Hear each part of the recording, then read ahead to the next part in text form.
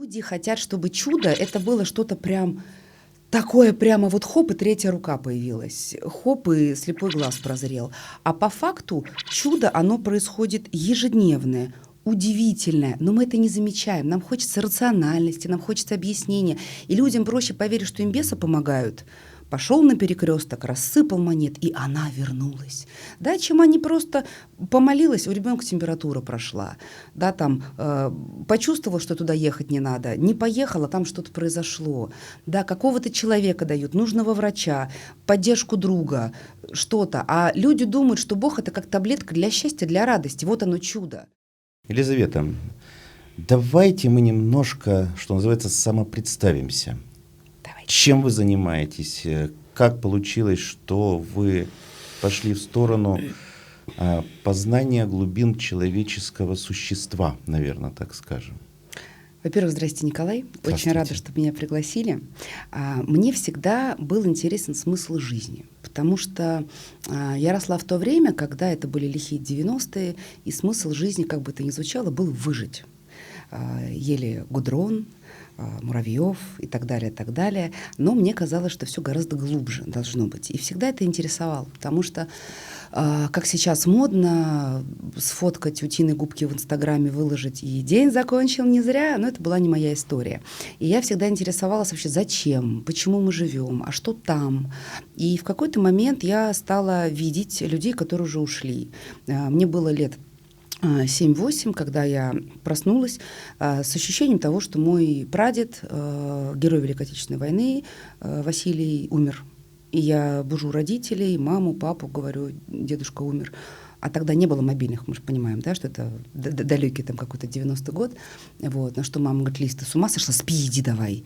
И буквально утром раздается звонок, что умер. И я начала думать, что если я их слышу, я их вижу, то что-то происходит, да, то есть оно не заканчивается. И стала копать.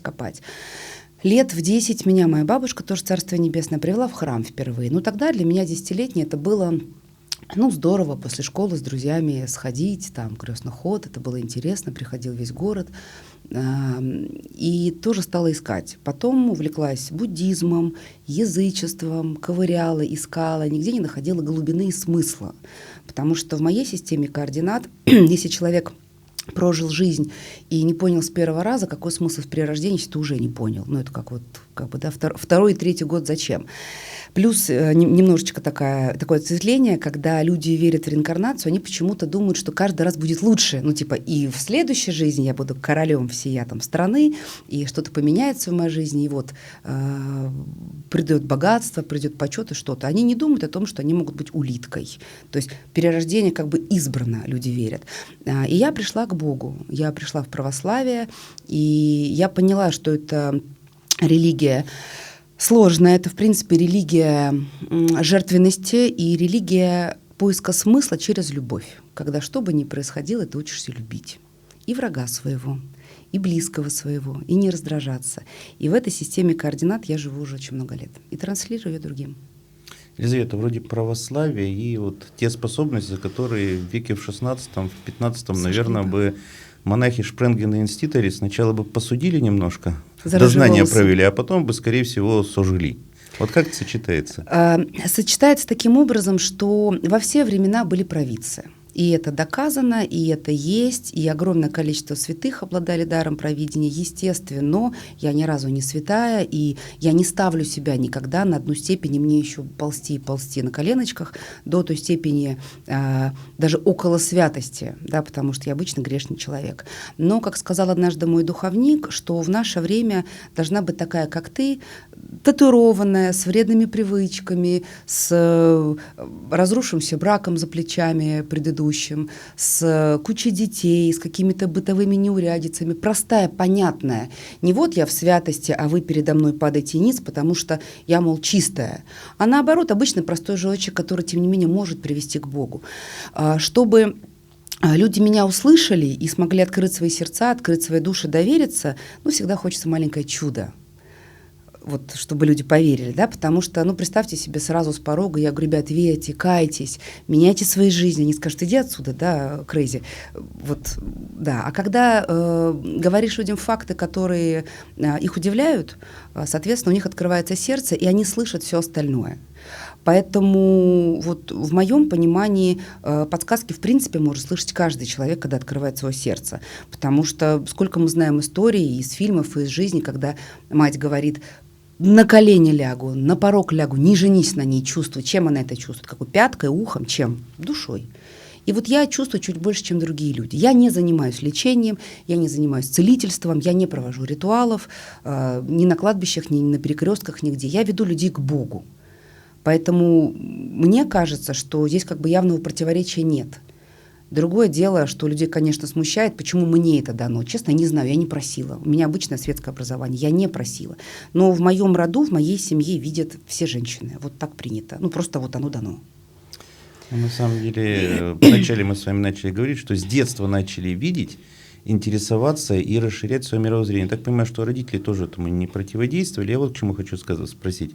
Наверное, если человек с детства при поддержке родителей начинает смотреть на мир шире, то большинство эти способности, которые я считаю, что в принципе в каждом человеке есть, просто они со временем теряются, они будут раскрываться и реализовываться. И тем самым человеку будет проще, как мы с вами сказали, найти тот смысл жизни и себя реализовать полноценно, чтобы следующий круг сансары был какой-то все-таки более неулиточный.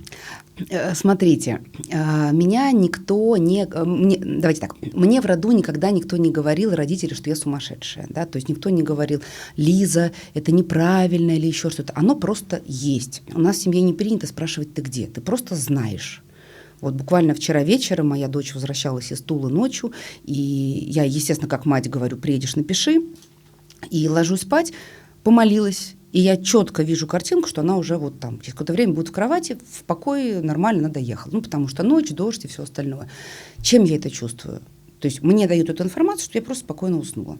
Что касается развития и всего, я никогда нигде не училась. Вот как раз я не парапсихолог, я не ведьма в общем принятом смысле. Хотя мне, честно говоря, нравится это слово. Это же ведущая мать этимологически. У меня 4 детей, я мать, я ведущая. Но вот как раз Святая Инквизиция очернила сие слово. Да, немножечко не в ту сторону. Но тем не менее, то есть вот просто человек, который видит. Вот так мне больше нравится название. Но у меня не было никогда никакого образования, кроме моего светского. Я не посещала курсы тарологов, гипнологов, психологов. Я не психолог по образованию. То есть оно просто есть. И когда дар начал раскрываться, я очень долго ходила в храм и говорила: Господи, если от Тебя, научи как. А кто нас может научить больше, чем Бог? Никто. Ну что, какой-то там гуру успешного успеха меня научит, объяснит мне, как молиться, как чувствовать, как слышать. Нет. Если, Господи, это не от Тебя, то забери, потому что дьяволу я служить не буду. И смысл в том, что когда ты идешь с Богом, ты учишься только любить. Более того, когда женщина становится матерью, она учится безусловно любви. Вы сам отец. То, как мы можем любить ребенка, это абсолютно безусловная любовь. Больного, двоечника, непослушного все равно любишь. И понимание того, что именно так нас любит Господь. Ты накосячил, Он простил, и живешь дальше, стараешься не обижать своего родителя, я имею в виду. Высшего. На самом деле правильно вы нас сказали, ведь если мы посмотрим на любую религию, хоть православие, хоть там буддизм, хоть еще какую-то, везде есть, скажем так, благословленные чудеса, правильные чудеса. Я вот помню, писал, когда диплом по Сергию Радонежскому, у него там этих чудес-то было прям очень много. Да у каждого есть. Некоторые летали, некоторые предсказывали, некоторые что-то видели. Ведь фактически это то же самое, что проявляется у тех людей, которые, грубо говоря, не воцерковленные. А почему тогда, на ваш взгляд, некоторые чудеса признаются, а некоторые говорят, что это что-то как бы от лукавого? А людям очень тяжело поверить. Более того, вы знаете, что я общаюсь с разными товарищами, и Сергия Радонежского очень много ведьм почитает как ведьмака. Не могут они воспринять головой, что это Бог дает такое чудо святости. И, в принципе, у меня больше 20 лет опыта общения с людьми, огромное количество людей, чудеса которых я видела. И люди хотят, чтобы чудо это было что-то прям такое, прямо вот хоп, и 3-я рука появилась, хоп, и слепой глаз прозрел. А по факту чудо, оно происходит ежедневное, удивительное, но мы это не замечаем. Нам хочется рациональности, нам хочется объяснения. И людям проще поверить, что им бесы помогают, пошел на перекресток, рассыпал монет, и она вернулась. Да, чем они просто помолилась, у ребенка температура прошла, да, там, почувствовала, что туда ехать не надо, не поехала, там что-то произошло, да, какого-то человека дают, нужного врача, поддержку друга, что-то. А люди думают, что Бог — это как таблетка для счастья, для радости. Вот оно чудо. У меня ипотека 10 миллионов, и вот я сейчас прочитаю молитву Николая Чудотворца, и она закроется. А почему ты мне, Господи, такое чудо не даешь? Ну, потому что трудиться надо. Надо было головой думать, брать ее или не брать с зарплатой в 40 тысяч рублей. Поэтому люди не все чудеса воспринимают адекватно. Им хочется чего-то прям действительно, какого-то вау-спецэффекта, потому что наш мозг, он пресыщен. Почему популярны вот какие-то ток-шоу, передачи, фильмы, вскрывающие что-то такое, чего раньше не было? Да, «Окно Вертона» то самое. Недавно смотрела сериал «Декстер», ну, наверное, слышали, про маньяка, который убивал маньяков. И самое интересное, что я как зритель, я ему начинаю сочувствовать. У него деспотичный отец, но он же плохих убивает, но по факту это убийство. И кто он такой, чтобы судить? Но наш мозг работает так, что нам надо что-то вот прямо из ряда вон выходящее, и чудо под это подходит. Мы не можем быть просто довольными, мы не можем просто спокойно жить, это скучно. А людям все время хочется эдакого, нового. Вот так. Когда способности проявляются, ведь это очень сложно, потому что ты начинаешь, ну, скажем, предвидеть те события, которые можно сделать лучше для себя, что-то избежать, ведь на самом деле дар — это в первую очередь инструмент. Крест. Ну и крест, да, потому что я хотел сказать, это испытание. И вот как ту грань перешагнуть, чтобы стать понятным и принятым людьми, наверное? Ну, вот что касается креста, могу сказать так. Буквально недавно была история, когда я помогла одному человеку, просто вернула его к жизни. Но все мое естество и ангел-хранитель, и моя душа кричали: «Лиза, не надо». Мало того, что не оценит, еще и кинет. Но я всегда продолжаю верить в хорошее. Что исправится, что очнется. В итоге не исправился, не очнулся. И это было печально. Я часто задаю себе вопрос, почему мне показывают те вещи, которые я не могу изменить.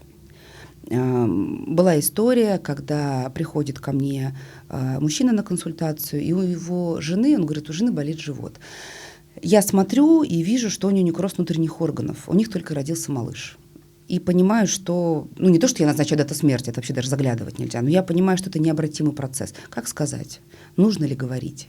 То есть здесь идет огромная борьба с человеколюбием, с совестью, и не понимаешь, надо правду говорить или промолчать. Может быть, он бы подготовился.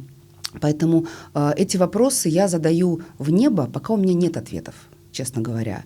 Что, почему, для чего, как стать ближе, я немножечко, наверное, ушла, да, от вашего вопроса, как стать ближе к людям, да просто учиться любить и прощать, ставить себя на их место. И в молитве «Отче наш» сказано, да, что прощаются нам долги наши, как же мы прощаем должником нашим. Смысл в том, что очень тяжело кого-то простить, и очень важно понимать, что ты должен начинать с себя.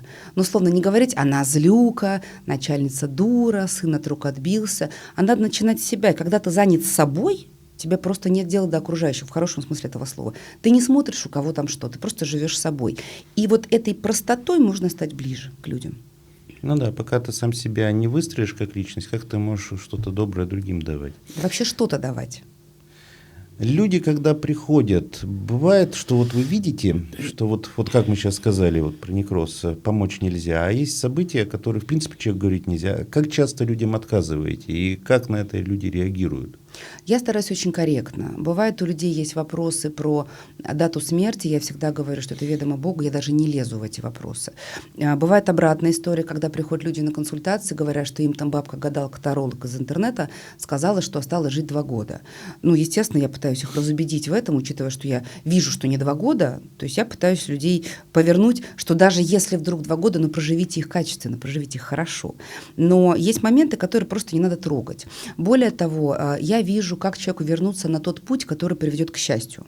Я не читаю за людей. Я прошу их задавать вопросы, потому что, когда человек задает вопрос, он сам формирует ту историю, которую он хочет. Ну, условно, не просто, когда я выйду замуж, а что будет, если я разведусь с этим человеком, да, будет ли у меня новый человек. Все сразу, а когда? Надо же число, дату, казенный дом, трефовый король, всю вот эту историю. А я объясняю, что людям поменять в себе, чтобы не просто человек появился, а это было счастье. Вот в таком ключе. Но, как правило, люди не хотят меняться, потому что им проще как раз сделать ритуал, им проще не брать ответственность на себя, им проще свалить на кого-то, что оно само произойдет. Да, или там сидит человек, который не может построить карьеру. Казалось бы, смени профессию, пойди учиться, начни что-то делать, изучать. Нет, он будет лежать на диване и страдать, что Бог к нему не великодушен. Вот. Поэтому есть моменты, которые, как правило, вы знаете, как я всегда говорю правду. Но я ее говорю как пальто, аккуратненько, корректно, чтобы не обидеть, потому что у меня нет цели сделать человеку больно или плохо. Я хочу помочь. И во мне, к счастью, за больше чем 20 лет работы не появилось цинизма, потому что каждую боль я воспринимаю как свою. В моей жизни было огромное количество боль, потерь, смертей. Буквально позавчера 40 дней было, как похоронила близкого человека. Но, тем не менее, когда ты проходишь эту боль, ты понимаешь, что ты не можешь холодно и на пофиг относиться к боли других людей. И есть у меня люди, которые приходят ко мне годами и плачут, вот он, а я, а он. И, казалось бы, можно отмахнуться, типа, достала меня уже, пожалуйста. Но я понимаю, что такое предательство. Лично я это прошла. Не в плане, что я предавала, а меня предавали. И когда ты помнишь ту свою боль, и хочется, чтобы рядом был хоть кто-то, который скажет, ты не виновата, такая ситуация, тебе нужно просто ее прожить, отпускай. Я делаю то же самое. Я не могу пройти мимо чужой боли никак, потому что я человек. Правильно сказали, что людям проще ничего не делать, потому что большинство людей, почему они идут к специалистам, к психологам, к экстрасенсам, к ясновидящим? Потому что люди, наверное, немножко ленивы, они все время ищут какую-то волшебную палочку, так хопа!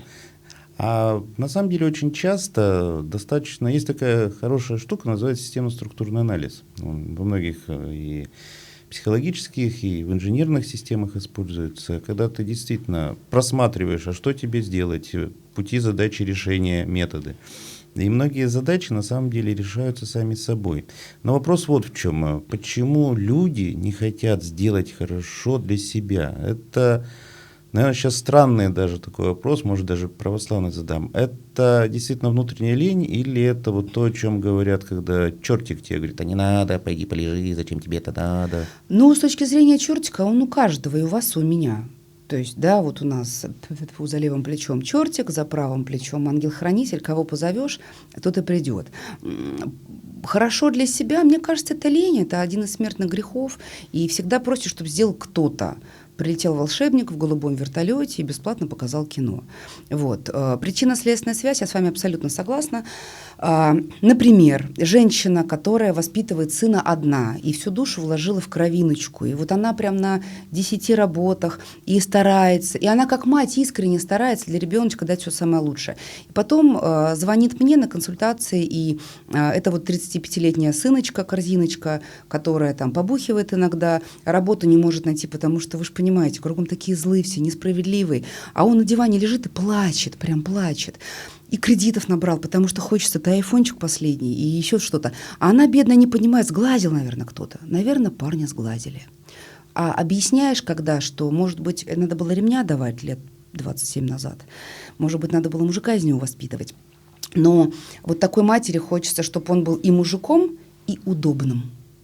И на себя положить, ну, я не хочу, чтобы это была как бы прям вина, ну, немножечко как раз вот следственную связь-то в голове поработать и понять, что надо что-то делать. Ну, как минимум сказать, корзиночка, иди поработай, да, я устала, мне плохо, мне нужны деньги на лекарства, я уже возрастная, да, давай-ка, детеночек, теперь ты за мной поухаживай. Кредитики взял, давай-ка сам, как говорится, и такси, и курьерство никто не отменял. Работу можно найти. Ну, то есть мы же не говорим про работу в тайге, а мы говорим про работу в любом плюс-минус городе. Но вот лень.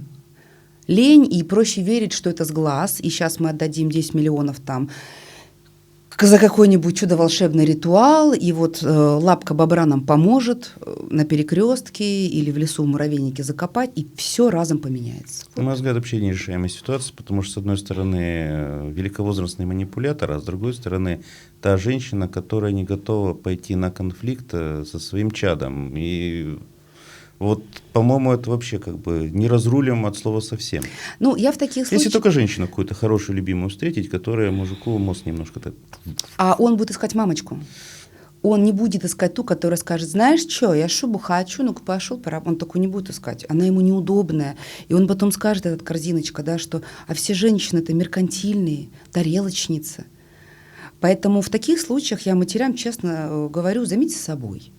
Вот хотите, чтобы он был дома, займитесь просто собой. Ходить на массажи, пройти чекап организма, просто не насиловать себя, да, в эмоциональном плане с работы. Ну вот живите, как вы живете, а сына просто отпустите, потому что, ну, дальше только спиваться ребеночку, тут как бы перспектив-то не очень, пока сам не захочет. Но если он уже за 30, и он уже не захотел, то вряд ли он захочет. А с другой стороны, еще такой, как это правильно сказать, вампиризм энергетический. У меня много очень людей, вроде хорошие люди, я на самом деле сам дикий скептик, хотя тоже много чего умею, просто про это не рассказываю. Ну вот есть люди, которые просто выводят тебя на эмоциональные какие-то переживания, как это сейчас модно говорить, едят твой гавах. Тут вообще такие связи очень сложно разорвать, потому что, с одной стороны, инкуб-суккуб, а с другой стороны, жертва получается. Ну, энергетический вампиризм, он в большей части встречается среди близких, ну, в семье, да, и на работе. Представьте, что есть некая бабушка в семье, которой не хватает внимания. Это тоже частая история из моей практики, да, и она лежит, она болеет, ей тяжело, ей плохо. И когда приходят редко там дети, внуки, она пытается урвать то время, то внимание, которое она не получила, ну, условно, за то, что на неделю была одна. Это можно воспринимать как вампиризм? Наверное, да. Когда она хватает, ну, расскажи, а вот не уходи, а вот... И она может, как маленький ребенок, говорить, вы меня все вечно бросили, я тут лежу неприкаянная, хоть бы кто зашел воды подал. Да, но если мы будем воспринимать близких, опять же, с любовью, и понимать, что это человек, который просто нуждается во внимании. Ну, как маленький ребенок, когда мама говорит, пожалуйста, отстань, дай мне за компьютером отчет доделать, а он там, мама, ну купи машинку, ну вот пойдем со мной. Ты же не будешь его отпихивать, ты сядешь и объяснишь. То же самое со старичками. Обратная сторона, когда это на работе. Здесь, ну, либо человек терпит и понимает, что да, вот начальник там или подчиненный энергетический вампир, либо тоже прекрасная, назовем это, ритуальная практика. Я так обычно людям говорю, с юмором, конечно, да, про ритуальную практику. Люди просто воспринимают, когда я им говорю, а вот я вам сейчас дам ритуал, они такие сразу, давайте, запишем. На самом деле это просто поведение. Представьте, как телевизор. Ну вот что-то там на фоне, вот как у вас дети, у меня дети, фиксики, да, там идут на фоне. Ты же не вслушиваешься в сюжет, что там у них происходит. Оно просто на фоне, вот так же самое на работе. Если это рабочий момент, относитесь к этому ответственно. А если начальник просто на своей волне там что-то как-то вампирит, ну мысленно, таблицу умножения, стихи Пушкина, молитвы, все, что хочешь, просто в голове проворачивай и реагируй все спокойно. Либо кардинально меняйте ситуацию, уходите в какое-то новое состояние пространства. Но нам же лень что-то делать. Нам же надо, чтобы оно само. Да, вот это на самом деле самая большая беда, всегда спрашивают. А вот вы ездите там в разные города, снимаете что-то.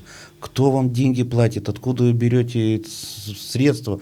На чем вы есть, ребят? У вас есть машина, у вас есть желание, у вас есть 20 тысяч рублей на бензин, вам открыт весь мир. Но если прям, чтобы совсем весь мир, ну 1050 вы до Муром, да это самое, да, куда-нибудь совсем далеко по России доедете. Главное желание встать с дивана, отложить в сторону чипсы и заняться собой.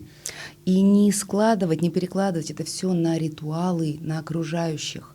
Потому что людям всегда удобнее верить, что это страшная порча, это сглаз, это приворожили вот того же сыночку-корзиночку вместо того, чтобы он встал с дивана. То есть и к Богу-то люди относятся точно так же. Я тебе помолился, исцели там ту же аллергию, да. Я вот раз сходила в храм, свечку поставила, а чё муж не вернулся? Да, то есть вместо того, чтобы что-то делать, и смысл веры в том, что ты встаешь на путь, и ты понимаешь, что тебе нужно действительно трудиться к той цели, которую ты хочешь. Хочешь больших денег? Ну так работай. Нет, есть же диванные критики, которые, важно, хейтеры, да, и ваши любимые, и мои любимые, которые будут сидеть, а она, а он, поперлись, ох, это Петрова везде лезет. А Петрова для вас бесплатно, ребяточки, снимает для вас бесплатно. Вы смотрите и что-то для себя понимаете. И Николай тратит свое время и ездит, вам рассказывает про удивительные места, чудесные открытия за свой счет, чтобы вы, сидя на диване, посмотрели, узнали что-то новое. Но вместо этого что идет? Какой хейт? Да вы там все это самое, да вам кто-то это, да непонятно, зачем вы делаете да? это. А потому что хочется делать хорошее.